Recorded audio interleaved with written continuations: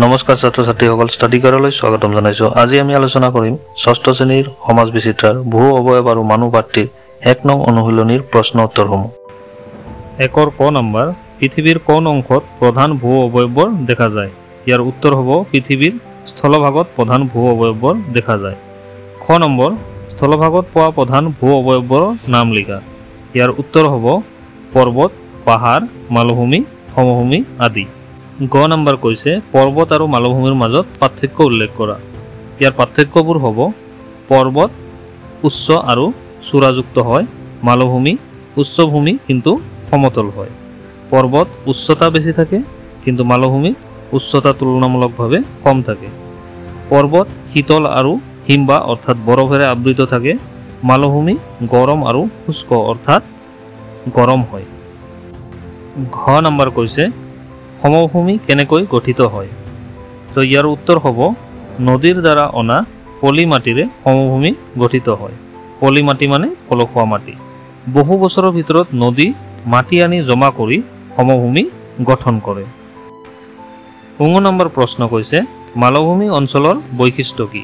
ইয়াৰ উত্তৰ হ'ব মালভূমি অঞ্চল উচ্চভূমি হয় যদিও ইয়াৰ ওপৰৰ অংশ সমান থাকে।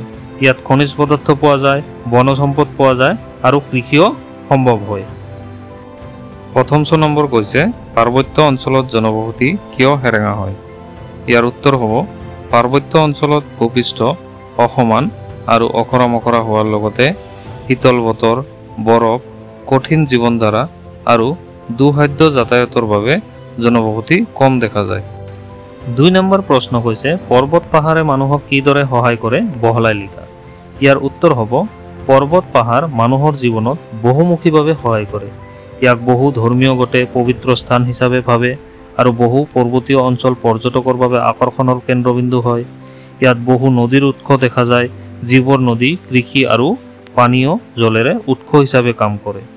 পৰ্বত অঞ্চলত হিমবাহ থাকে, যাৰ পৰা গলিত পানী বহু ঠাইত পানী যোগান ধৰে। ইয়াত বিভিন্ন ধৰণৰ বনজ সম্পদ, ঔষধি গছপুলি আৰু খনিজ পদাৰ্থ পোৱা যায়। লগতে এই স্থানবোৰ পশুপালন আৰু সীমিত কৃষি কাৰ্যৰ বাবেও উপযোগী হয়। গ্ৰীষ্মকালত ঠাণ্ডা বতৰৰ বাবে এই অঞ্চলসমূহ পৰ্যটনৰ বাবে উন্নতি হয়। ইয়াত বাস কৰা গাঁও সমাজসমূহে পৰ্বতৰ পাদদেশত বিভিন্ন পৰম্পৰাগত জীৱন পদ্ধতি গঢ়ি তুলিছে। ৩ নম্বৰ প্ৰশ্নটোত কৈছে নদী, পাহাৰ আদি ভূ অবয়ব দেখুৱাই এখন ছবি অঁকা।